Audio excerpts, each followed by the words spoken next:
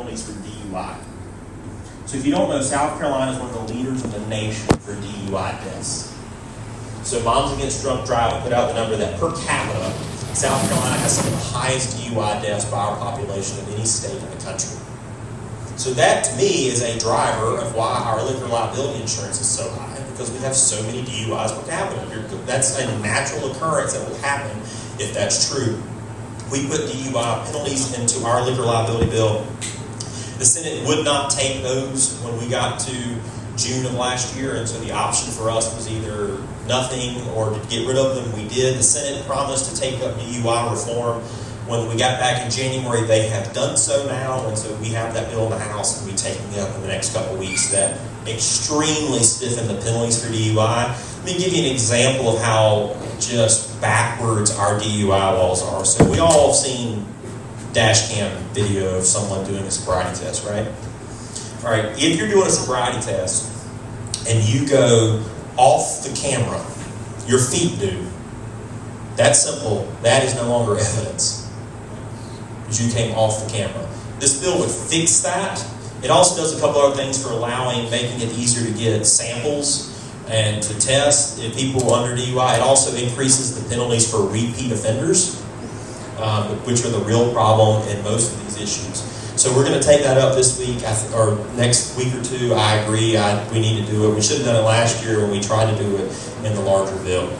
All right, the last two things that I think the bill misses that we're working to address. So I know you probably saw this, but one of the original thought when Scott and I talked about this was I was going to pay for an event permit, and we were going to be able to have alcohol tonight. My campaign would pay for it, pay for the policy, whole 9 yards.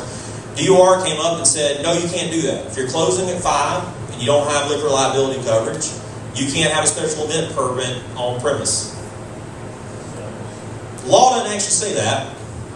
That is DOR's interpretation of their regulation. Extremely frustrating. And it's luckily not a local issue. This is not something that just Scott and Brian are dealing with. This is actually something happening statewide. So I filed a bill to allow up to 2 per month for anybody that's closing at 5. And it turns out we're not the only ones doing it because DOR, initially, you'll like this, so DOR called me and said, all right, we have a possible fix. And I said, all right, what is it? And the fix was, well, you can't have a special event permit on premise by our policy, but if someone else could rent the space and have a special event, and the people could just serve their food. Of course, my first question was, they don't serve food. So how does that help in any way? The answer, of course, is it doesn't. And so I filed a bill to do that. I'm working on having it a hearing in the next week or two, hopefully. And I'd love to fast track it because luckily it's not a Lancaster problem. It's a statewide issue. There actually are multiple bills that have now been filed by members all over the state with this topic. They sent me a copy of one of them it talks about caterers, but inside the caterer bill is basically that fix because they're having the exact same issue. And so I do hope this is something we can get through the General Assembly. In my mind, this is a state agency overstepping their bounds and enforcing a policy or a regulation that's not in the law. And I'm going to talk about that next, of just how fed up I am with state agencies doing that. The next thing that's become an issue is DOI enforcing an aggregate piece of this bill. So to give you an example, we had an insurance company come in. They wanted to offer $3 million policies with the $1 million aggregate. Department of Insurance told them no. Because the way the bill reads, the aggregate has to be half, according to the Department of Insurance, of what the premium is, even though what the actual policy is, even though the minimum of $1 million aggregate is already above whatever the minimum rate is. And so that's an issue we need to fix because I don't know why in the world they would interpret it that way because we set minimum standards and those are supposed to be what you follow, but they're now trying to enforce it at the top end of that scale. So with that, that's what the bill did, and that's where I think it's short. The other thing is, frankly, we're not seeing rates come down after passing this. And that's the part of this that is wild is without seeing rates come down, a lot of members, and I'll be frank with this, there's a lot of members who looked at me and said, I'm not ever voting for another deal to help insurance companies. Because I voted for this one, it didn't lower rates, why should we make it harder to sue people? That's a real question. And look, I don't know how to answer that. Anybody has a way to answer that, let me know. But, this is a battle between two of the most entrenched groups in society and two of the wealthiest, which is trial attorneys and insurance companies. And to me, the only one that looks like they're winning right now are both, which is extremely disappointing. So I don't know where it goes from here. I am going to try to make sure we fix the special event permit this year so that places like this can at least have special events like they should already be allowed to do by the way the law is currently written, and should not be told no by a state agency that is not elected. So let me hit on a couple bills, then we'll go into questions and wherever y'all want to go. Speaking of messing with state agencies, there's a bill we passed last year called the Small Business Regulatory Freedom Act. It's in the Senate. We passed it in March. It's been there since March of last year. The Senate did not even consider it last year. They've had 4 hearings as of today. Still haven't taken a vote on it in subcommittee. Let me tell you what it does. So South Carolina, the way a regulation goes into effect, these are boring and most people don't pay attention to them, is an agency will propose a regulation. That starts a clock. If both bodies of the General Assembly don't pass a resolution saying you can't do this regulation by 60 days or 90 days, depending upon the regulation, it goes into effect. It doesn't. We don't affirm anything. We only have the option of basically vetoing a regulation. So let's go. Let me give you examples of what this bill does, because what's happened is agencies have no incentive to undo regulations. They go on the books, and unless they proactively apply to remove a regulation, we don't have a way of doing so except passing an actual law that is contrary to the regulation. So let me tell you what this bill does. It says if any regulation costs $1 million or more over a 5-year period, the General Assembly has to affirmatively approve it. It loses its automatic ability to go into effect. Secondly, and this is what I think is the most important piece of this bill, it ends judicial deference. Very legalese term. What that means is, and this was a federal thing as well that was undone, it was called the Chevron Doctrine. What it meant was, if you sued an agency over a regulation, the judge, because of the Chevron deference, and state courts work the same way, the benefit of the doubt is not on you, it's actually for the state agency. It shifts the burden of proof to you, the individual, to prove that it was unjust in their regulation, they're acting outside of their means. And so this bill shifts that, just like the U.S. Supreme Court did a couple of years ago for federal courts, and it says that no, it's even, no deference should be given to an unelected bureaucrat or an unelected state agency when they're doing regulation and you're challenging them. It also sunsets every single regulation in the state code every 8 years. That way these agencies have to come back in front of us and try to re-implement them. So it gives us the ability to stop them. Because right now, there's no ability for me to go back and take off a regulation for an agency that put it on there 20 years ago. Which, by the way, we have agencies that what they'll do is they don't repeal a regulation when they put in a new one, they just add a new one. And so what it gives them options for is when times come, they've got 100 regulations on the books, they can choose when they want to enforce one or not. In my opinion, that's what they can do. And so this would stop that and give us the ability to stop it. It also forces them to, every time they come to us with a new regulation, they have to propose 2 regulations to get rid of. So this is, in my mind, one of the most aggressive things we've ever done in trying to destroy the regulatory part of state government. It's long overdue. A stat to give you an example, our regulations, there are 78,667 regulations in South Carolina. And remember, those really only apply to small businesses because most large businesses are federally regulated. So that's a example of what small businesses deal with every day. And so this is Hopefully the Senate will take it up. They've had 4 hearings on it. The last 2 hearings were not should you vote for the bill or not. It was filled with people wanting exceptions to the bill for their little niche area. So you're going to, hopefully the Senate will take it up. I encourage you to push them to do so.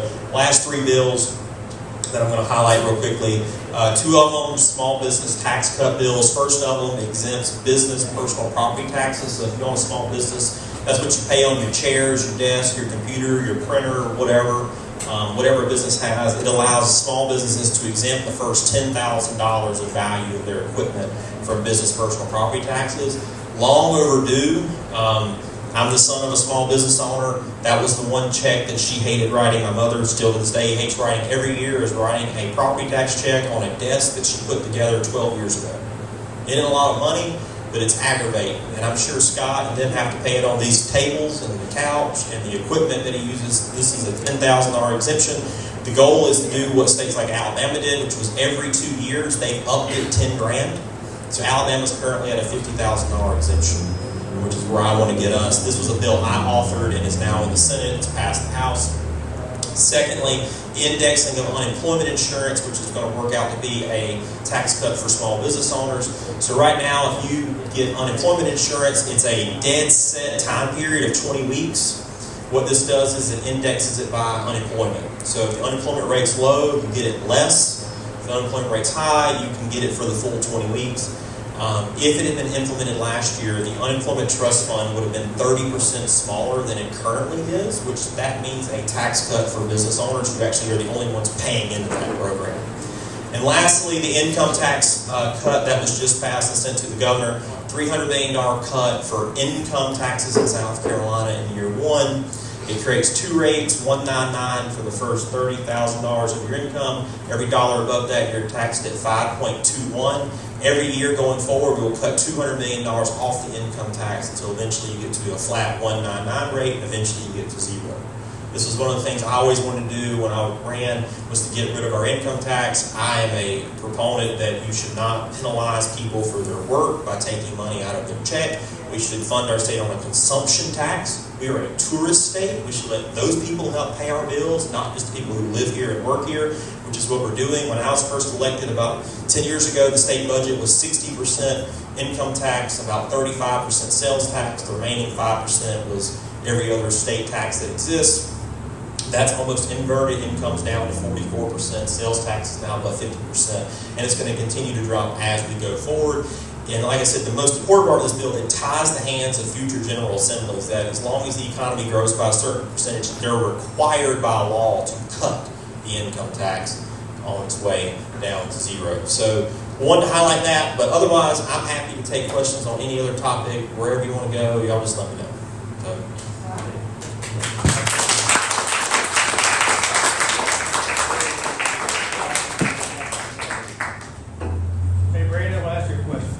Sure. Can you please explain to people what the South Carolina Association for Justice is? That is an organization that I think is the political arm of trial lawyers. Have you ever received money from them? Absolutely. Did you vote for this bill in 2017? What? To create the $1 million requirements, this 0116. Did you vote for that? I don't remember 10 years ago, but I imagine probably. 85 of you guys did. It was 85-5. Do you know who the president was of the SCAJ from 15 to 16? No, I wasn't in the General Assembly then.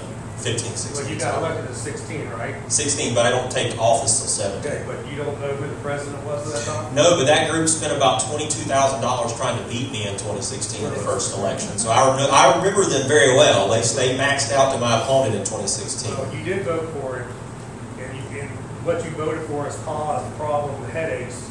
This entire, every single bar, restaurant, brewery, winery, distillery, bowling alley, billiard hall, every single thing that we were suffering on is what you voted for, along with 84 others in 2017. And the president from 15 to 16 that was lobbying for this, for everybody to predecessor you, was Alex Murdoch. I said I wasn't in the General Assembly then, so I don't know. Do you know what happened, the lawsuit with his son in 2019, what Alex Murdoch did? Look, I don't follow true crime. That's not my Okay, thing. well, look at here. He used the law that was passed in 2017 to sue the insurance company for $15 million. And this is basically what's created this entire mess to where all the insurance companies have left. So I don't really care what happens, how we're trying to fix it. I'm looking at where it came from. And where it came from is, in my opinion, is lobbyists paying politicians, trial attorneys to create a law, pass a law that's going to benefit them and screw us. And that's where I'm at. I totally understand. Look, I'm not a lawyer, not a trial lawyer, don't want to be one. My family works in insurance, actually. Mother owns an insurance agency, so I'm not a trial lawyer. Like I said, they spent about 15, 20 grand. You can look up my opponent in 2016. He got a $1,000 donation from Justice PAC, Justice PAC 2, Justice PAC 3, Justice PAC 4, Justice PAC 5. So how are we going to fix this? Yeah. We continually taking money from these people that really care less about our businesses. All that they want to do is sue insurance companies. How do we stop it? Well, I think one is support people in elections who aren't backed by those groups is one thing. I lived it. Look, I ran for the first time. I was 22 years old, and I'm running against a guy who was living basically in Chapel Hill at the time.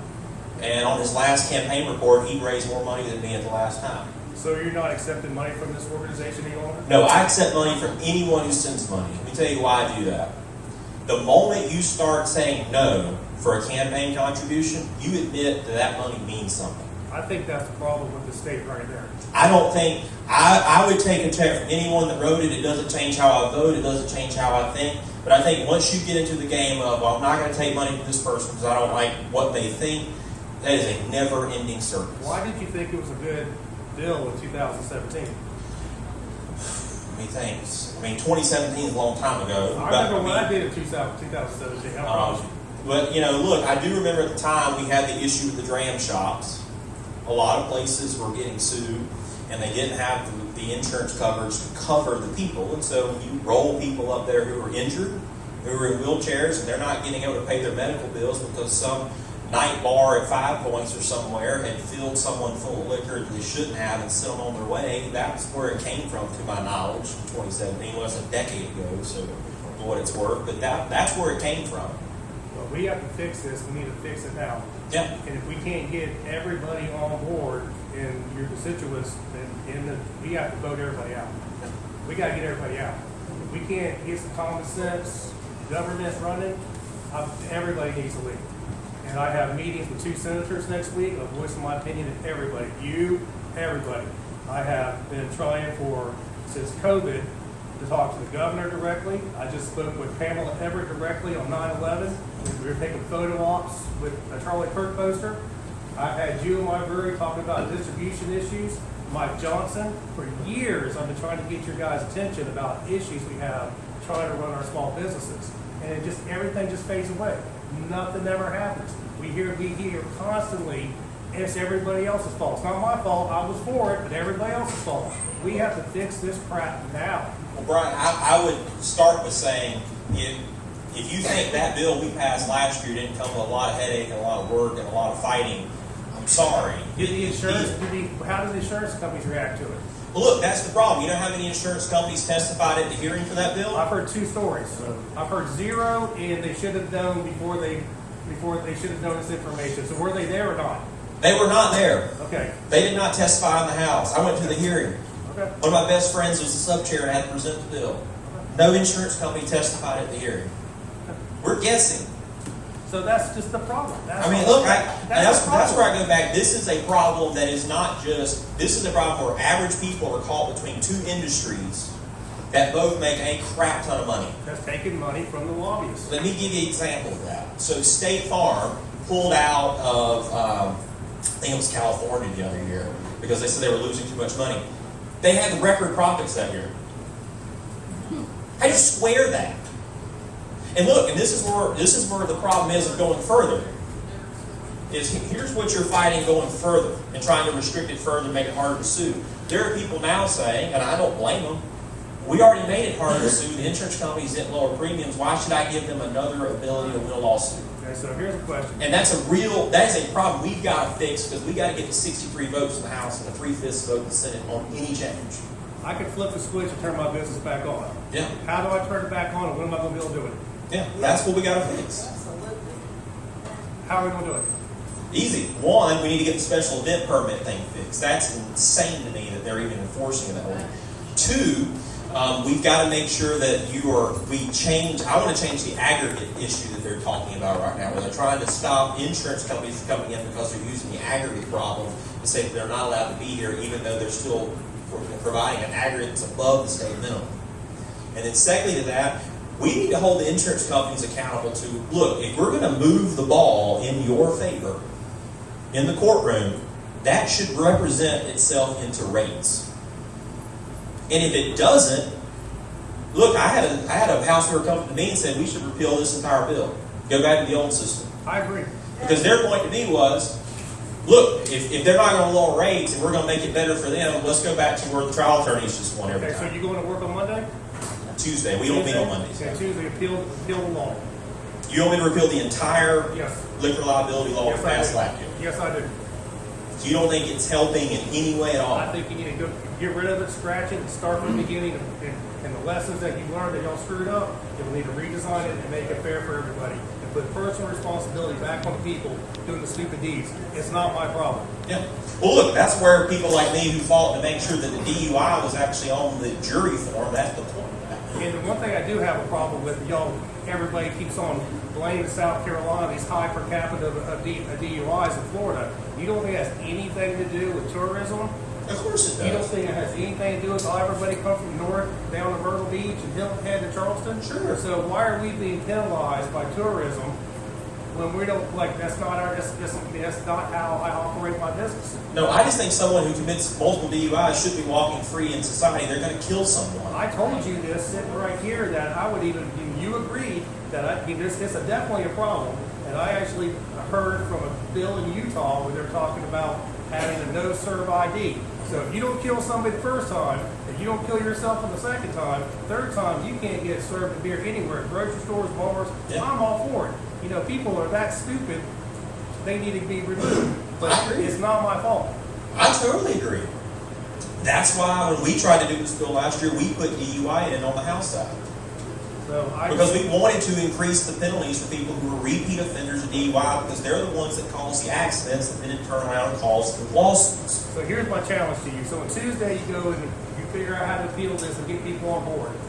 If they're not willing to do it, because you said you introduced a bill to do the special events and everybody shot it down.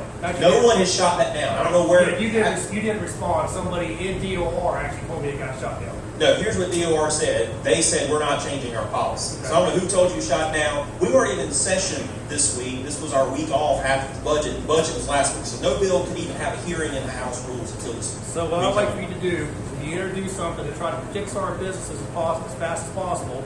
And the politicians that are not for fixing it, I want the names. Well, here's what I'd ask you.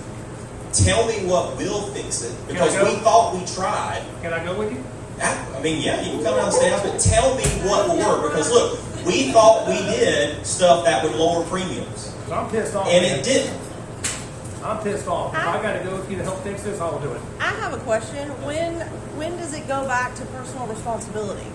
If I serve someone alcohol and I did it responsibly and they go somewhere else and they do it again and then they go out and they kill someone, why is that my problem when I did things properly and they turned Absolutely. around and killed a family? So when does 100%. it go back to the people and personal responsibility? You're, however old you are, old enough to drink, to know your ass shouldn't be getting in a fucking Yeah. car and you do it anyway and you kill somebody. 100%. That was How the- is that going? And then you take my car, my family, my livelihood, everything from me. So 100%. when does it go back to the personal responsibility? Because they have these insurance companies that are saying, hey, we're going to be right behind you. We're going to make sure you're taken care of for the rest of your life because someone else chose to get in a car and drive and kill them. 100%. That was the reason for changing joint severability because that's what was happening. You were 1% at fault, they could go after you for the entire damages. That was the change we made and fought for to get done because here's what that really worked out in practice was it allowed you to shop for the deepest pocket. So let's say you go drink, you kill somebody, they're suing. They're going to see how much coverage each person in that line of who that person interacted with that had. And they're going to go sue the one with the deepest pocket for the coverage because they get more money out of it. So how does that? Change that? Yes. Then why is there, from what I understand, Yeah. why is their insurance going up 800%? That's our question. And that's my point. That's why it's even harder now to pass a bill, because there are people who took a vote against their local attorneys or against that industry because they thought it was going to lower rates. Insurance companies didn't lower rates. How responsible Well, of is course the not. You're insurance not going to commission? go back down. You're not going to go back down. How responsible is the insurance commission for their regulations in allowing certain companies in a state? So they're allowed, anybody's allowed to come in here as long as they meet the minimum standards of the coverage limits. There's no, as long as you're meeting the statute, you can come sell in South Carolina. So what? Reduce the number of competitors? The losses that people saw because of this joint several piece is what I really believe the main driver was. So it used to be, the General Assembly actually addressed some joint several, like 07, 06, they had a big tort reform debate. They actually changed it. A Supreme Court opinion, state Supreme Court opinion, actually changed the interpretation of it, reopened it back up to how they could do it. For example, let me give you an example of medical malpractice. This is why I go back to, this is not just alcohol. You give me medical malpractice, for example. Exact same thing is happening. So, in medical malpractice, you're allowed to sue for your damages, and you're allowed $300,000 by what's called an occurrence. So every time that doctor came up to you and didn't follow the law properly, or didn't follow their code of ethics properly, and they treated you wrong, it's a $300,000 charge you get. That's how the law is written. Here's how that got turned into in a court case. That got sued. Our Supreme Court interpreted it to mean every time you interact with someone in that hospital, it's an occurrence. So every time the CNA walked in there to clean your butt, and every time a nurse came in there and gave you your Tylenol, is an occurrence. So we went from people being able to sue maybe $900,000 for medical malpractice. Every time someone comes in that hospital room, they can sue. And so we had a hospital that just got hit with we call them nuclear verdicts, these massive verdicts of tens of millions of dollars. It's going to have the exact same impact that liquor liability had. I've been out of business for 7 years now. But my liability, and I ran a restaurant, no liquor or alcohol license involved. But my liability was always based on income. Is that still the principle on how insurance companies? I don't know how restaurants work. I don't know that. All I know about this is you're required to have either $1 million, and you have ways to lower your limitation. I have $1 million, but then also your premiums, again, when I was in business, were based on your total gross income. Yeah. So how does a business, and I don't know what Scott makes here, versus an Apple? Oh, there is a way Are they that the same rates? I mean, he's talking, my understanding, $36,000 a year. Yeah. If you do a business plan, that doesn't work out. You can get a $2,000 Tylenol at the hospital. You're going to pay if you're going to die, but who here is going to pay $25 for a year? Well, that's what I'm saying. I mean, insurance used to be based, business, from what I'm saying, the liability was based on what the company or your business made. it's on your risk factors. They're allowed to calculate it on like your risk, your ability to lose on the policy. Even with what I had, I went to 30 different agencies to try to find insurance. Liquor liability, I got one quote. Yeah. And to only get one quote out of 30 different insurance agents, I mean, they have multiple insurance agencies they work for. They could not get the one quote out of all of them is what everybody in here is dealing with, trying to get to a point where you can try to afford something.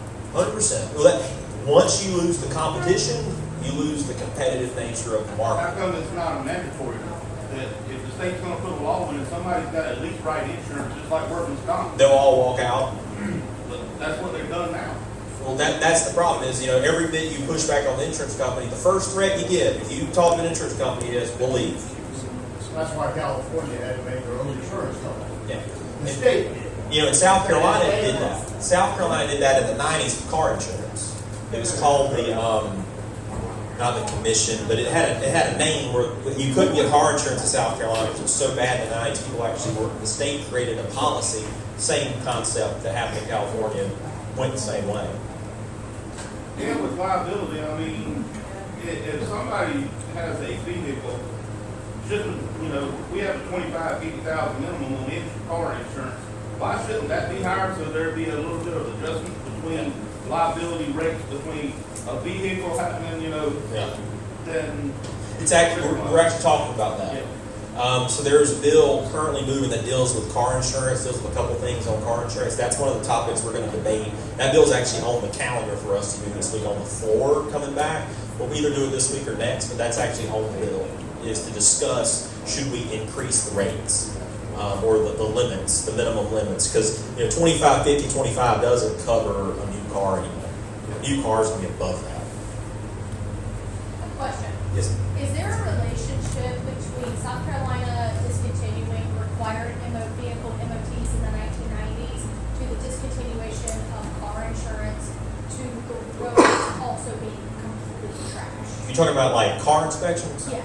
No. So the car inspections went away because in the 1990s, Charlotte, which was under an EPA order, the EPA was going to start testing the exhaust pipes of cars in the Charlotte area to check their air quality, and they said they were going to check Lancaster, York, and Chester as well. So the General Assembly under Governor Carroll Campbell then went and repealed that because they didn't want the EPA coming into South Carolina and testing our cars' exhaust. That's where it came from. That's the story of why it went away.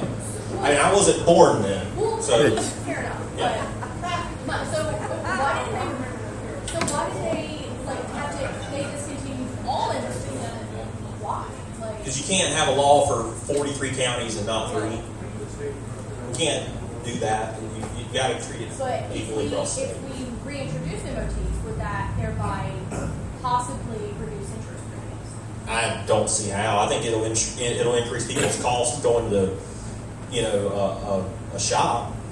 I mean, well, I know Lancaster, from what I understand, has some of the highest insurance premiums, car insurance premiums in South Carolina because of the number of wrecks that are in this area. Yeah, it's really statewide. It's not really regionally divided like that. They have to offer rates statewide on a calculation. There isn't really that Lancaster's worse than the rest of the state. South Carolina does have some of the worst car insurance rates in the country. I think DUI is a piece of that. Well, my mom, she was shopping around car insurance, she was told, your rates are high, not because of your driving record, but because of how bad the drivers are where you live. And they specifically said Lancaster and your surrounding area because of the number of wrecks. So I wonder, my concern is the lack of vehicle inspections. Could that be a contributing factor to the number of wrecks along with DUIs? I just don't think so. I just don't think, someone's tail light not working properly is the reason why our wrecks are higher. It's a contributing factor. Or not the I main think it's the big stuff. I mean, it's not a fender bender. It's the person, it's the guy who runs a trucking business and his trucker runs into somebody and he's got $1 million or $2 million policy and they go sue him for every bit of the policy. That's what drives up our rates. It's not you get in an accident on the side of the road here trying to pull out and you get a fender bender. That's not what drives. It's that. It's those big policies. Yes, sir. I got a question, but what she's saying is I moved here 3 years ago from South Charlotte. I was paying good State Farm, same company, same driving record, year-older cars, and I went from $1,200 a year to $2,300 a year for the same vehicle, same insurance, just by going to South Carolina. And the other thing I was going to say, damn it, the point of it. vehicle inspection. Oh, what is it? I hate when I do that. I'll take it in a second. No worries. But no, and look, that's where I go back to the joint and several piece, is the getting rid of the gross negligence piece. I know what I was going to allows. say. Go ahead. I went for an estimate. I went over to the Farm Bureau down there on Highway 9, and the girl said, and everyone else was about the same price, so I never switched. I thought maybe I could save a lot of money. She said, I know what you mean. She goes, why is it in South Carolina? She goes, you got in an accident with a guy. It was his fault. He had no driver's license, no insurance, and they let him go right after they did the paperwork. She goes, don't you think they should put him in jail for one night to think about it? I mean, that's why we're paying higher rates too, because of the uninsured and the rest of it. Uninsured motorists. And if you get in an accident with me, and it's let's say your fault, you should not be able to sue me, my insurance, because one, you're out there without a driver's license and without insurance yourself. Why is this crap? This stuff can stop. Yeah. They should be in jail. Again, Think with about it. personal Totally agree. responsibility. Look, we run into the problem of, when you're pulled over and you don't have insurance, you're supposed to be taken out of the car and you don't get to drive it home. And you should go to jail for that. Yeah, probably. but that's not even enforced often. That's what she said. Yeah, it's just not enforced. I still don't understand why, if you get out and you drink and drive and get in a wreck with somebody, why if I got served at Benford or got served at Taproom, why they're responsible and I wouldn't be. It's And because how is it you. proven? How is it proven? So it's proven by a jury of your peers if you take it to trial. So the court case is who's at fault. The old way before this bill passed was they just had to prove you were 1% at fault, and they could charge you for the entire accident's damages. The new system now, you're allowed to put the DUI driver on the jury form, so the jury can actually put some of the blame on the individual. They weren't even allowed to do that under the old system. Why? Yes. Why? I don't. That law predated the one in 2017. It That's doesn't make any sense. Yeah. No, it doesn't make any sense. But look, that was one of the hardest things to get done. That was the last thing that was put in the bill instead of being taken out at the last minute, was putting the DUI person on the jury form. Because people know when you put the driver on the jury form, Well, they're the there's cause gonna- of the accident. most juries are going to give them a whole lot of the blame, which in turn Yes. lowers the damage on the restaurant or bar, which also lowers the loss on the insurance company, which should, in theory, lower the rate. Which also lowers the amount of money that we have to pay by security. So why not keep the blame on the driver then? Why are we Yes. splitting it? You got to be because in any system you have to be able to blame anyone that's a part of the process, and you have a right to do that in court. But you should not be able to get more out of the person than their fault. The problem is, it's easier to sue the business with the policy required by law than trying to chase down Progressive with a 1986 Ford Civic or a Honda Civic. It's a different thing. Like it's a target on top of the businesses, and it was passed specifically for the trial attorneys to easily target on top of the businesses and not have to chase down these little small insurance. That's the only way it makes any sense. Yeah, it's where, like I said earlier, people were looking for the deepest pocket. That's it. So, for example, there's a guy who owns a trucking business here in town. He had I don't want to say who it was, but he had a truck in one of these 10-car accidents on the interstate. He got sued, and his truck was just part of the fender bender, but they tried to blame him for they tried to make him at fault. Yep. They lost, but if that jury or they thought they were going to lose so bad, they would have been able to go after that trucker's insurance for all the other damages. That's where the joint and several fees have to be adjusted. And is that not why the SCAJ could be influencing all this stuff? I mean, anybody has the right to tell people what they want. The question is, do people do what they want? And the question is, does the law apply the way they want it to do? I mean, so for example, you can't restrict anybody from calling a legislator and telling them how you think they should vote. It's their First Amendment right. They have every right to do so. You have every right to call me, so does anybody else. So that's why they limit how much we can donate to you. Yeah, well, that's why we have some of the lowest limitations in the country. I mean, just like the beer distribution, when I was talking about McMaster being at my place, I was talking about, I got the Excel sheet from McMaster's office with all the donors, and of course I noticed all the beer distributors, all the wine distributors, all the liquor distributors, personally, their spouses, the business, donated the max they possibly could do, and then I started talking to Mike Johnson about this. And he was supposed to he was the one that was fighting, even Sandy, I've talked to you about this many times. And so we're trying to figure out, how can we get us on a fair playing game like North Carolina to where we can sell beer to him, because since Homer dropped me, I can't distribute, my business is shut down on that end, because he had a kicked in the face feeling because a disabled veteran was talking not positive about beer distribution laws in South Carolina. So that's why I was dropped. It should be illegal and against the law also. So anyways, I talked to Mike Johnson about it. Johnson, whatever his name is, and he wanted to meet with all the breweries in Rock Hill. And we're going to talk about this. We're going to work with you. We're going to make this happen. So a month goes by, and I follow back up with him. And he basically said, my constituents have no backing, so this could be dead. It can't happen. So I responded back to him with 2 words, try harder. And then I got you in my brewery. We sat down at a little round table, and we're talking about it. I said, man, I know all these, the distributor lobbies, the Wholesale Association, donates all this money to all the beer distributors, and I said, I guarantee you they're giving it to Mike Johnson, and you said, oh, I know they do because they donate to me also. Yeah.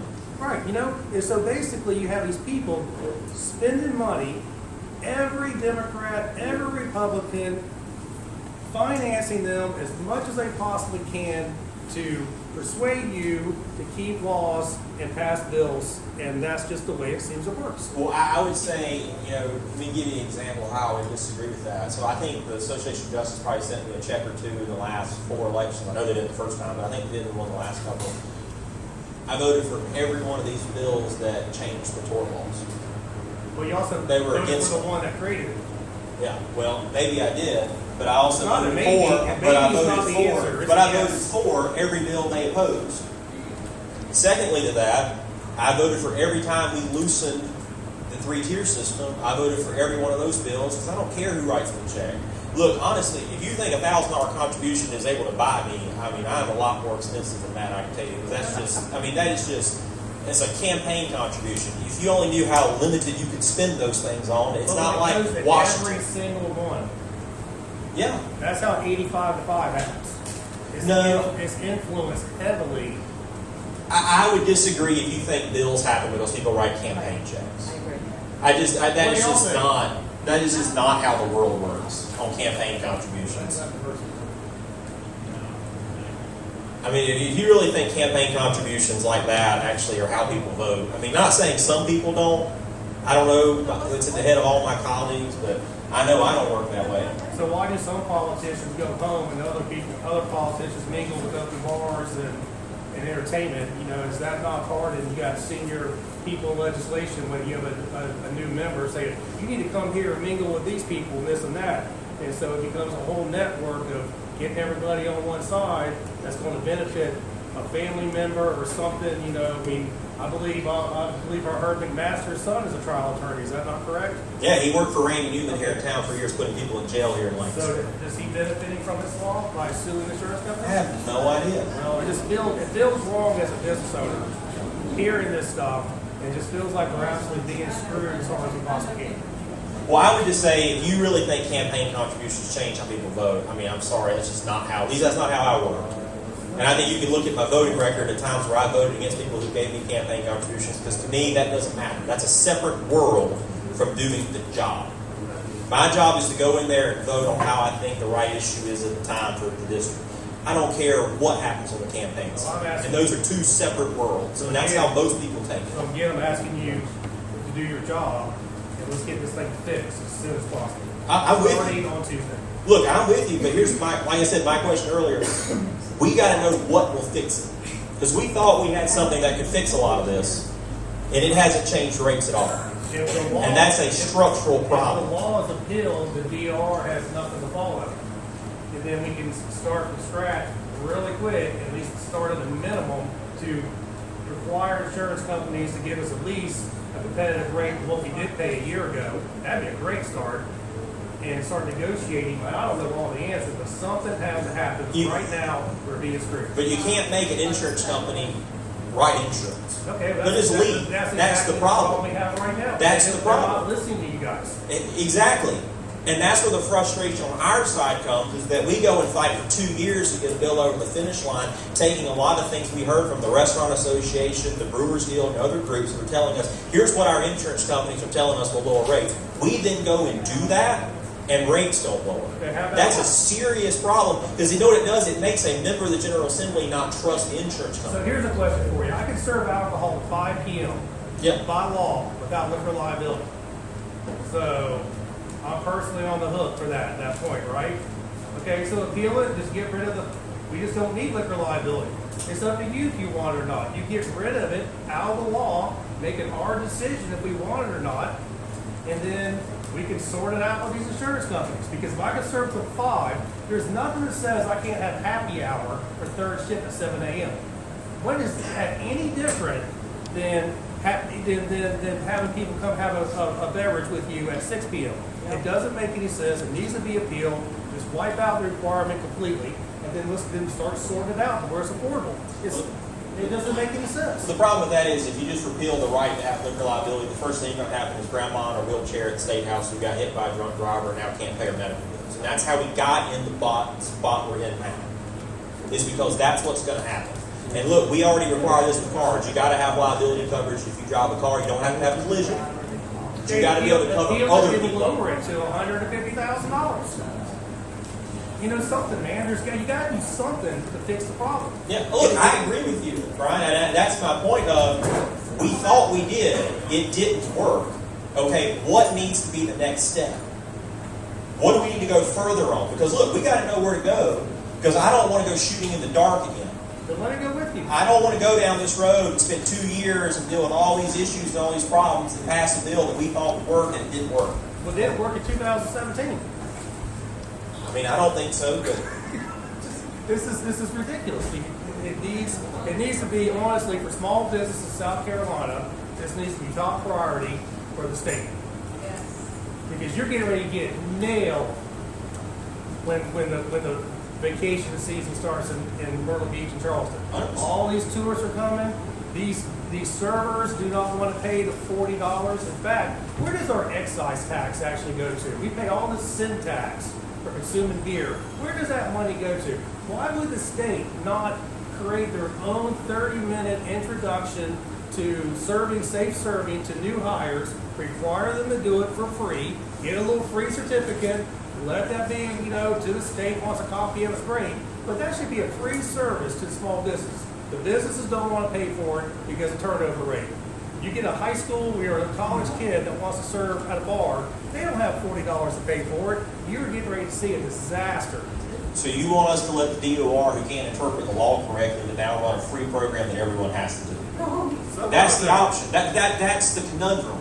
It's easy to say, great idea, but you have to look at the implementation of it. I don't trust DOR to do anything right People now. subcontract stuff all the time to a free agency. Well, that's basically what's happening here because anybody can offer the training if they get certified through the system. That's exactly what they're doing. They're just not getting paid from the state to do it. Your excise tax has actually streams of tax where it goes to certain areas. So for example, alcohol tax, a piece of that actually goes to your local 301. So like Lancaster Council and Services, a piece of the excise tax of alcohol actually goes to that agency by your county, which is how they run some of their services. Because they're the ones that are required to help anyone, whether they're indigent, whether they can pay it or not. Your 301s have to do that. They get a piece of that. That's probably the biggest piece of the excise tax. And remember, all excise taxes, capital gains tax, corporate tax, all that stuff is only about 8% of the state budget. It varies every year, but it's usually under 10%. The state budget is two things. It is sales tax and it is income tax. Remember, the state doesn't get a dime of property taxes. That's local stuff. It's just kind of fair warning is getting ready to happen. I don't know if y'all really understand what's getting ready to happen. I agree. Are other states? I did have a. I want to let Erin ask. She raised her hand earlier. I just got one thing.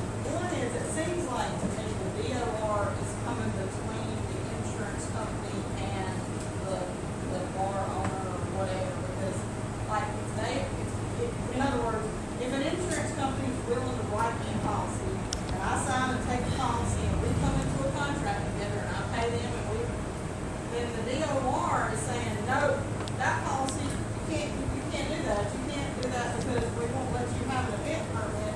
That's insanity. It doesn't make sense. The second thing I wanted to say was, how could we not hold people accountable in a way like a marking on their driver's license or something like that? Let's say a person is a habitual offender, more than 2 DUIs, you get a mark on the driver's license for 5 years or something like that, that would say no alcohol sold to this person anywhere.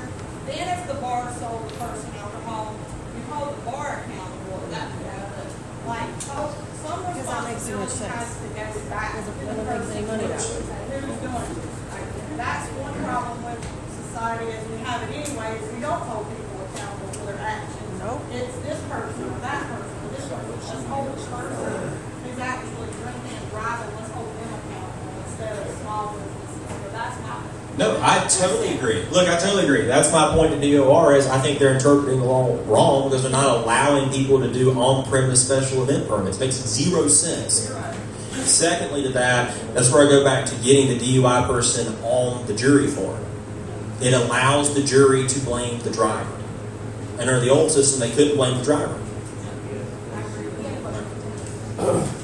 Couple things. One, hopefully, with the rates for the insurance, like he was talking about, and if there were an accident and somebody died, those limits aren't going to pay much. Hopefully, the insurance reform where you raise the rates, the coverages, Like the minimums. exactly, will take care of a lot of that. And secondly, I want to go back to what Scott said initially when he introduced you. Scott said that he had reached out to the senators and different people to come and talk, and nobody came to talk except Brandon. And I personally want to thank you for coming up being a duck on a pond. But it's you didn't have to. Thank you for coming and addressing this crowd. Look, this is my job. I'm the one that asked to run. It's my job to be here. That's my position on it. I don't care if you like what I say or don't like to say. You have the right to tell me whatever you think. And I think it's wrong if people who are in elected office don't do that. Thank you. When I was in Indian Land, my favorite town hall I ever did, most of you might know this, but I'm a Republican. And so my favorite town hall I ever did was a 3-hour town hall for the Sun City Democratic Club. Every time they asked for one, I'd do one just because I represent them the same way I represent anybody. Even if we disagree, I'm still their representative. And they have a right to tell me what they think. Scott, I saw your hand, then I'll come back if that's okay. We'll say a few things just to frame the issue, I guess. This is nothing that you don't already know. In 2020, when we opened this bar, our insurance was $4,000 a year. In 2021, our insurance was $4,000 a year. Then it doubled to 8. Then it went to 19. And this year, the best quote, the only quote that we got was $37,000. That's a pretty drastic increase. And the reason is the way the law was written and the way that the joint civil liability and all that came into play. And but to frame it, there's no other industry that gets taxed the way we do. And I'm using tax in the largest sense of the word. The car that you're in and that you kill somebody, the phone that you're on and you kill somebody, the gun that you shoot somebody with, all this other stuff, no other industry is taking it, the way we are. And I think it's an easy target just because it's easy to say, well, you have a lot of people, well, we don't need cars. We don't need this, we don't need that.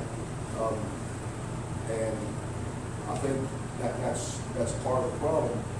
And I do agree that on paper it looks like the state has done some stuff. And I'm not going to second guess anybody's intention. It's not what I'm about. But before my insurance lapsed this year, I was calling everybody, and I know that the insurance companies are free to operate as they see fit, for the most part. So I'm not going to get into all that. But the issue we were having is I would talk to people and I say, hey, our state's got a program to where if you close before 12, you'll lower your insurance cap, do this, And I'm like, I'm looking at this stuff, and there's a way that I can see that I can get down to maybe about $600,000. Now, a dummy like me would think that, if I can cut my insurance requirement by 40%, I should probably be able to cut the rest of it by, commensurate amount. But that's not true. And, at the time, nobody would even talk about this. And look, if we write a policy for liquor liability in South Carolina, it won't be for under the liquor company. So the state instituting all these ways without the industry that supports it having the ability, or the desire to come along gets us nowhere. So let's say that I could have cut my stuff down to $600,000, and that would have actually made a difference. I still would have been able to find anybody to write a policy for that. So that's kind of, like I said, contingents aside, that's done nothing to this point. And maybe it will as time goes on. But my question is the state doing anything, or are you aware of anything that's being done to engage these insurance companies and try to get people back into the pool? Because unless somebody jumped in the water in the last week or so, there's only 2 companies in legally right South Carolina on liquor liability. And when there's only 2 people doing it, Brian and I are the insurance guys. We decide on what the price is going to be, and no matter, as long as we don't try to undercut each other, no matter who gets it, it's going to be the same. And I think that's where we are with it right now. It's either you pay this crazy amount, or you go to 5 o'clock. Absolutely. That is we have to have competition in the marketplace for the price to be driven down. And look, the state we did this hoping the insurance companies would lower it. Now the insurance companies are just saying, we're still going to write a $1 million policy. So you just did it just on the hopes that they were going to do it, or you didn't have any factual that they didn't testify for or against the bill. So no laws are being created to hold the insurance companies accountable for what they say they will do and what they're not doing. Well, here's their argument. They'd say we never said anything. So, now, what we were told was through Restaurant Association, the Brewers Guild, these trade organizations of local businesses, here's what our insurance company's telling us. Here's what you should try to address, which is how we attacked it. Look, that's where I'm on the boat of. I don't want to help insurance companies out anymore until I get teeth to prove that they're actually going to do something to help the rates. Because, look, I don't want to make it harder to sue the insurance company. They're still going to charge you the same rate they were going to charge you when it was easy to sue. All I'm doing there is making it easy for Berkshire Hathaway to make a profit. Yeah, I mean... And that makes no sense. And that's where most people in the General Assembly now are is, why should we go further down helping insurance companies? They didn't help us do this. They didn't tell us what would work, and they haven't lowered rates. Well, in a free market capitalist society, they're going to charge what they can charge because people are going to pay it. Yeah. So they're going to continue to charge until they hit a cap where people are like, I'm not paying this anymore. Or until they're held accountable for what they're not doing that they say that they will do. So until those laws are written, that's holding them accountable. And, until they are put on record to say what they will do. And until all of these lawyers stop making money off these insurance companies, and these insurance companies stop making so much money off of all of these incidents, nothing's going to change. So let me give you an example of we forced the insurance companies to come testify this summer or fall after this bill when rates were not being lowered, and we got a couple of them to come. They sent some attorneys, and they were under oath. And one of them, I think it was Progressives. It was Progressives. They got up there and said, we operate under a loss, and they gave all their numbers. One of our members asked them, how much do you spend on marketing? And it was, flow everywhere, so you can imagine it was a crazy number. And they said, we don't count marketing in our loss ratio. We don't count that as something. We're like, well, that's odd. The way the insurance companies make most of their money now is not the premium. It's the earnings they get from the premium before they pay out. So one thing we learned so Florida's going through this pretty similar battle right now with cars and homes. And they passed the tort reform bill. Rates didn't go down. They hauled the insurance companies in there and said, what? And one of the things they found was the insurance companies testified that basically every day they hold a payment, it's millions of dollars in earnings they get by taking that premium and investing it, which is how most insurance companies make money. If you look at simply what the insurance company gets in premiums and what they pay out, it's always going to look like a loss. they don't count the earnings they get off of the holding the premiums in their profit loss thing. Look, that's where I'm at. I don't think the insurance companies are either being honest with us, or they need to tell us what is actually causing the loss and how to fix it. But just sitting around they're not going to go back down. I mean, I own a commercial wholesale bakery, and you get to you raise your price, you're not going to go back down. You know, I was paying $136 for a case of butter 6 months ago, but that doesn't. Now we're at $94, but that doesn't mean I'm taking my prices back down because you've already gotten to that one spot. You can't go up and down unless competition comes into the market where you have no option, because someone offering the exact same policy is charging a lower rate. I mean, just expecting someone to go back down, I think it's just not. There has to be something else. I want to go back to what Scott was saying a while ago about the one quote that I did get, and I added food, I added hourly, hour cuts, server training, everything that I could do, got it down where they would give me like a $400,000 liquor liability. It was about 8% of the total cost of that policy, which is minutely nothing. Yeah. So I mean, it wasn't even worth me cutting $400,000 off of my premium for $1,000. Yeah. I mean, it was. Well, that's why I still don't think that part of the law is what the savings is. I think the savings is the changes to joint sector. Because that's what and Yeah. if they write it and the lowest rate's going to be $25,000, there's no mom and pop business going to be able to do it if they're only doing $150,000 a year. Yeah, and to answer a piece of Scott's question I didn't answer a while ago about who tries to get the insurance companies to come here, that is actually the Department of Insurance. That is in their mission statement. One of their jobs is to go attract insurance companies to come right in the state. So it's part of their actual job description. The Commissioner on Insurance. All right, I'll repeat now since everybody hadn't asked for it. Are similar businesses in other states experiencing the same problem? Much lesser degree. What? Why? That may be part of the solution to look to. I think a couple things. One, our joint and several liability clause was insane and allowed them to do this. I think two, our DUI rate is high. That's always going to hurt us because those are your massive claims. And three, we typically have the way the attorneys describe it, friendly juries.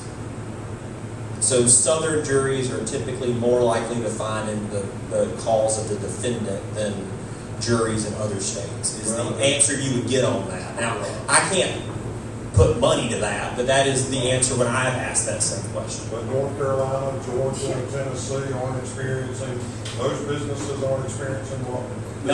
Not quite to the same degree, but that's where I go back to. I think it was the joint and several piece. I think that is by far the biggest driver of the car. When you just have to prove that this car was 1% at fault, and you can make him pay all your damages.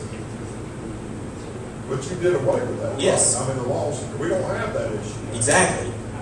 Hence the frustration on my end of, okay, now what? Well, So do We we need to have an have more insurance DUIs for people to like say, okay, well now it goes back to the DUI person who caused the accident, not the business. It's like, do we need to have more of that for people to say, hey, it's not the business anymore, it's the actual person? Well, that's why we put them on the jury form, so they can now be blamed by the people who are hearing the case. So is it like a lag? Do you think there's like a lag in what I you do think fixed? there'll be a Did you lag. catch Because up remember, with it? the current cases being tried are on the old laws. Right. And so there is going to be a little bit of a lag coming through because you can't change, once you're in that process, you can't change that. So existing claims that are being negotiated are on the old ones. So I do think there will be a lag to it. There typically is with most insurance things in general. Is that 1 year, 2 So- years? No way of knowing. My guess is it's 2 to 3 is my guess, but I'm guessing. I don't know. Clarify this whole jury thing you keep talking about. So like a jury form? So we talking, you get pulled up for DUI, the jury gets to decide if it's the bar or the. No, not They for give the the DUI. knowledge. If you're sued, so let's say someone, so if someone sues Scott and said you're at fault for the damage, the jury used to be, when they were given their instructions, all they were allowed to determine was, is Scott responsible for this? And if so, how much? Now the jury will have, if the person was a DUI person, they're allowed to put that on the jury form so they can assign blame to the driver as well. You also are allowed, this is another loophole that was closed. So what you would do is you would sue 3 bars for the guy who was drinking that night, and drunk at all 3 of them. You could go settle with 2 of them. Take the other one for the full. You couldn't use in trial that you already had been paid out all of this money and other damages. That was changed. So anybody that's been settled the same case, the jury can be informed of that and how much. That is the knowledge of the jury to be able to determine differently, because that's what drives your nuclear verdicts. Well, that would explain why they were so nice, because they didn't know. They didn't know. weren't So given the full story. and that was the fight. The fight last year was not the lowering the liability number. That was little. The fight was the jury form and joint several. And that's why I go back to thinking that is going to be the biggest driver going forward, because when you can blame the driver, The actual person. and you can also show that, hey, they've already settled with 3 other bars, and you can show how much those people settled for, that jury's probably going to treat that person a lot different. But if they don't know, hey, they've already been paid out by other people, of course the jury's going to rule in a different way, in my opinion. They've got the full story now. But here and there, yes, sir. I just have one thing, one last time, I'll stop talking, but I'm from the north, from the Midwest. Majority of my family's all cows. Been half of my life in the Carolinas, and up north you have 5 months of winter, and it's just normal to go to your neighborhood bar, and that's how we socialize. And I don't know why it's such a bad thing down here. And I've never seen anyone drunk here or anything else, and it's a place to socialize like Cheers, and I feel sorry for these guys that they have to go through this. That's all I'm saying. No, so you would be shocked at the debates we have on alcohol levels. Okay. So Sandy served, and she can tell you stories. We will spend days talking about increasing the limit that you can have in a tasting room. And we will have members file 50 to 100 amendments to try to stop us from increasing what you can have in a tasting room from, I don't know the number, let's say 2 ounces to 4 ounces. It is wild. I mean, I still say there are prohibitionists in the South, and they are in the General Assembly. Because anytime we do anything on alcohol, their goal is to just, whatever it is, it's not right. Sandy lived that. She probably can give you some stories of just how wild those can be. So, for example, some bills we passed that dealt with alcohol that took days. You know how we changed our local ordinance here through a referendum that allowed you to serve alcohol on Sundays first in restaurants and then allowed it in convenience stores. Well, you can't do that for liquor, for example. So there's been a bill every cycle to allow the voters to have the same right to do that for liquor. Look, I'm not a big drinker, but I think they have the right in a free society. If the voters want to do it, they should do it. I've always voted for it. That literally took 2 days on the House floor. Remember, we only meet from Tuesday through Thursday, January to May. You waste 2 days on a bill like that, that stops a lot of other things. But that, just to show you how visceral any debate around alcohol can be. I should have said Carolina. Gallo was the big one. I forgot about that. So Gallo, when they came, they wanted to be able to open up tasting rooms. Right. And literally, Gallo almost did not come here because we could not get a bill over the finish line to allow tasting rooms. Right. Like that, and it wasn't over, we weren't arguing over money, we were arguing over the ability to attain alcohol. Right. Like, it's wild. Look, like I said, I'm not a big drinker. I drink, my favorite thing is beer. I like red wine. I don't drink liquors. But I just think, look, if they're legal, adults should be able to use them when they want them. I don't get why we've done that. I have the same feeling about gambling. I think gambling is morally wrong. I'm a Christian, I don't like it, but you know what? The state is running a gambling operation in every gas station. Yep. And I have a problem saying the state gets to run a gambling operation, but Caesars can't run one on your phone. And I personally can't square that. Is how I can sit there and say that one's fine if it's the state and one's not. But how much of it goes to the school system? 100%? So that actually doesn't go to schools. It goes to scholarships for colleges, and it goes to buses. So the state buys the buses mainly off the lottery. And Joe knows a lot about that because we talked about buses in 2009, 2010. That's the main, those are basically, that's probably 98% of it is college scholarships. that. The other 1% goes toward gambling addiction services, which also goes to our 301s. So like Lancaster Counseling Services right down here gets a piece of that part of the line. Because they're required to do that. I have a question. Yes. So, since DUIs are a major driver in these insurance policies, at a state level, at a legislature level, is there a separation between DUIs that are where people have gotten drunk at a bar and where people have gotten drunk at home or at private residence and then hit road and got into a DUI, or are they all grouped together? That wouldn't have anything to do with, if they did it on their own, that's just a criminal matter, and they are personally liable if they did it on their own. Okay. It's different when you've been at a public venue that serves alcohol. Okay, I was just wondering if like that insurance rate based on DUIs was based on people who get a DUI from getting drunk in a place like this, or people who get a DUI from getting drunk at home. No insurance company is going to tell you how they calculate their rates. They call them trade secrets and won't testify to it. I imagine they use the statewide number. I doubt they parcel that out because, frankly, I think it'd be hard to parcel that out. But the thing is that they should be held liable for that, and they should be forced to disclose these secrets. Because if you have 70% of DUIs where people are getting drunk at home or in a private residence, and then getting into a DUI, and only 30% of that number is people actually getting drunk at an establishment like this, then that's a massively false inflation of that DUI number, and places like this are getting penalized for absolutely no reason. I agree. And I agree, it makes no sense, but it goes back to the problem with insurance is they can just leave the state, which is the common threat that we get put in the middle of. They're going to do whatever makes them on it. I agree. And that's what, in my opinion, that's where a lot of members of the General Assembly are after passing that bill. Is we did all this stuff, we had this huge fight, we passed something that people thought wouldn't pass, and insurance companies didn't change their rates. So why should we make it any easier for them going forward? If anything, I think it might have proved, look, there are people who are not trial attorneys in the General Assembly who will tell you, I trust the trial attorneys now more than the insurance companies. Because they fought a fight, passed a bill, and nothing changed. And so it loses trust. And I think that's a long-term problem.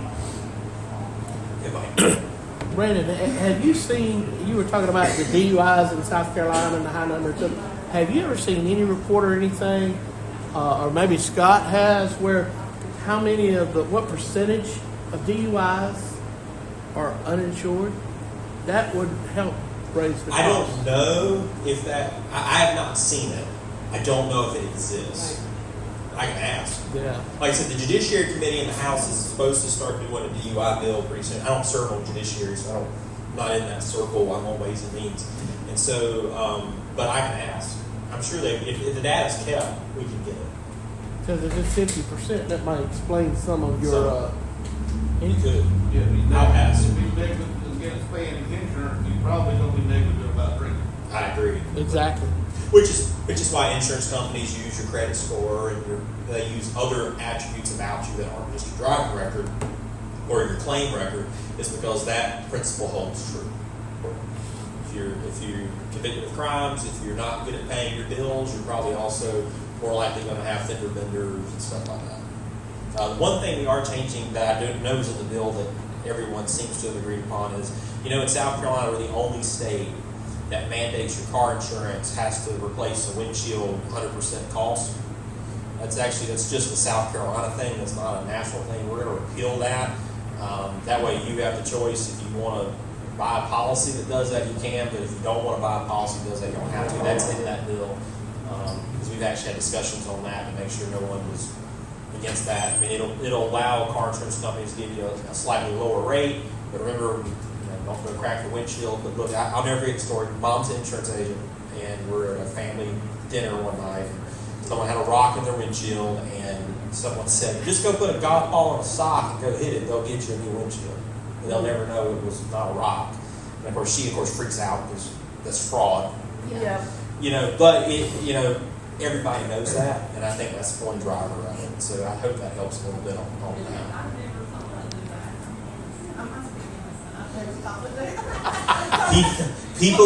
Sadly, people are not innocent. So my day job, I teach at USC Lancaster. I teach business. If you've ever been around young people, it's amazing how much time and effort they'll put into not doing something. If they had just put the effort into doing it, they might have actually saved time. Same concept. That's what we say about criminals. Yeah. Like they put as much effort into cheating, they actually could have just studied and probably made an A on my test Right. instead of actually failing the class or possibly getting rid up or suspended from the university. I'm scared that your thought process on the windshield is going to be like the lady that has butter in her cheese now. Her rates are there. Yeah, we're not going to have to replace windshields anymore. Yay, but we're not bringing our rates down. So you're naive if you think taking that away is going to bring the rates down. I think it will because they're going to have to offer both. And so there will be some price to that. Which is what I higher. But where you are is where you are. And now you got to pay more to get the replacement. Think about the way that. I mean, I agree, but I do think it'll lead to slightly lower. I'm not saying $100 off. I'm saying a small number.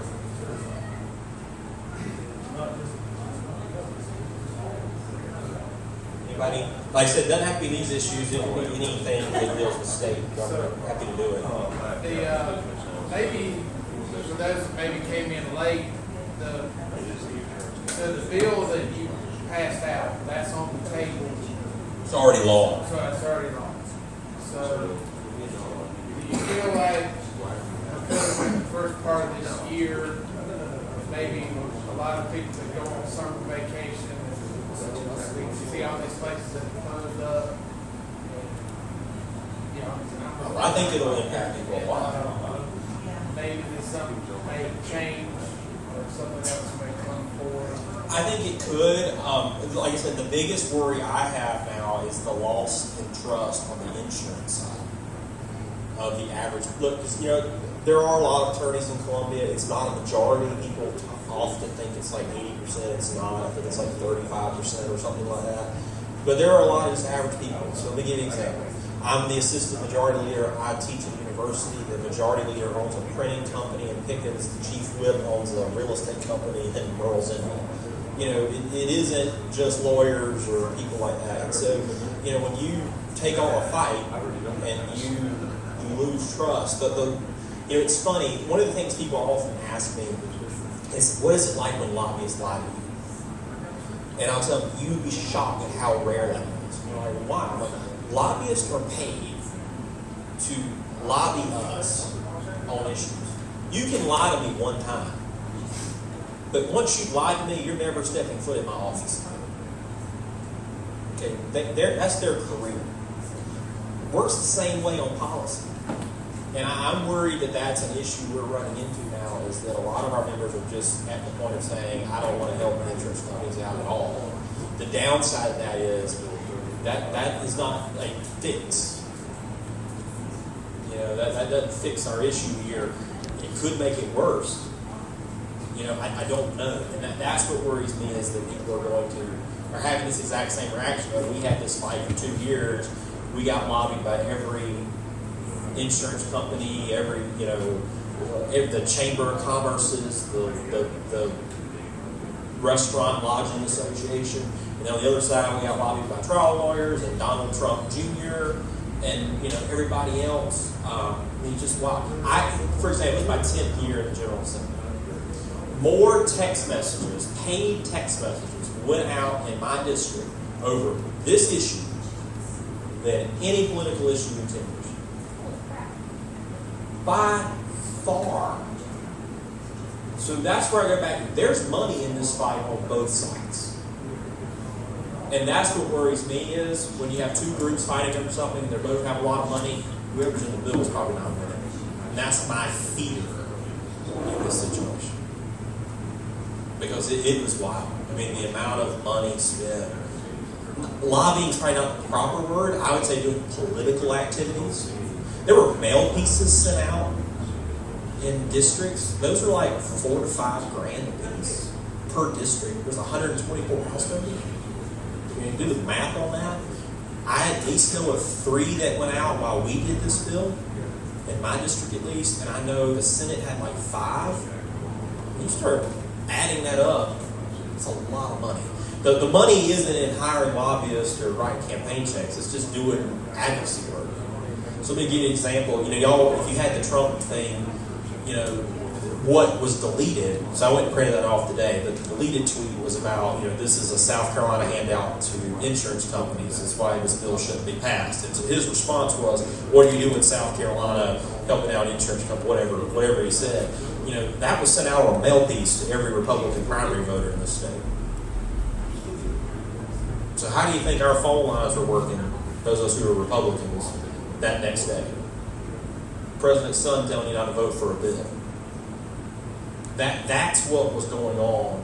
Like I said, it was by far. Look, we have talked about controversial things like abortion and guns and gas tax, all these other crazy things. I mean, not even in the ballpark of the amount of political activity used around tort reform. And both sides. It's not a one person. It's both sides. It's not. And that's my only warning is don't think either side's innocent in that fight. I have a question, Brian. Yeah. It's about, I think you guys passed the education bill. I can't remember what the number was, but to say that if a student, basically if a student earns a 13, they receive a 13 instead Yes. of the 50 that they were getting, or the 70 for English as a second language. Oh, you're talking my language. So we have some districts that have created what's called a grade floor. So right now there's a grade floor under the No Child Left Behind. It basically says for the first couple of weeks or months, the kid can't earn lower than 60. First 2 grade periods, you can't earn lower than 60. You would have to show up, do assignment, and you get a 60. You can't get a 0. There are some districts who have adopted grade floors on their own going forward. Beyond that, saying you can't give a kid lower than a whatever grade. So we passed a bill in the House and sent it out to outlaw that from our school districts. And my answer to that is, here's what we've created in this system. We don't want to fail little Johnny because we don't want to hurt his feelings. You know who hurts his feelings? His first HR manager or his first college or technical college professor. Or his first. We're the one. I'm the one that when little Johnny calls me and goes, why did I get a 0 for my paper? Can I turn it in now? And I go, no. I'm the one that broke little Johnny's heart.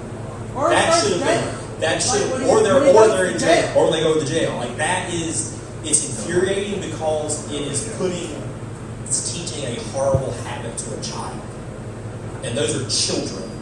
You know, when you're doing that in middle high school, those are still children, and they're going to be adults, and we're the ones that have to break it to them because they're used to grade floors, they're used to mom and daddy being able to call the teacher and fuss and call the principal. There is a federal law that prohibits me as a college professor from talking to anyone about a student's grade, including their parents. It's called FERPA. Because they are adults. Now, they can sign a paper that allows us to talk to our students' parents, but the student has to do that. Not the parent, the student. It doesn't matter who pays the bill, they're an adult. You shouldn't give them the money. That's how that works. And grade floors and all this about, you know, make it easy on the kid. You're just making their first boss or their first professor or technical college professor be the bad guy. And it is infuriating. I live it every day. And So it's in the Senate now. it's in the Senate. Like I said, so all the bills I mentioned today that have